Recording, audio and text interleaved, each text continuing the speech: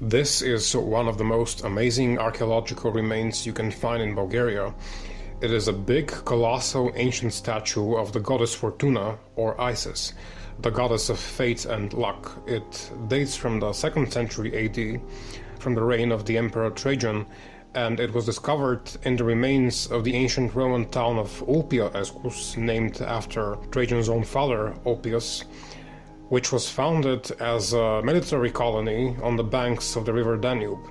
The town was, according to historians, as decorated and as ornamented as the ancient city of Ephesus in Turkey.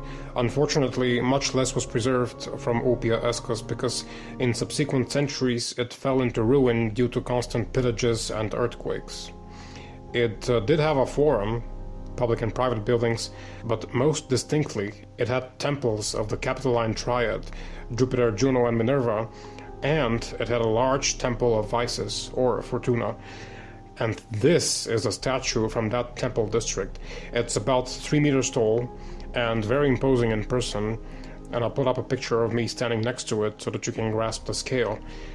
And even though it's badly damaged, missing its head and arms, one stands in awe when seeing it. It looks so large and heavy that when you come close to it, it feels like it's gonna move its stone flesh at any second and slap your brain into a splattered puddle on the floor.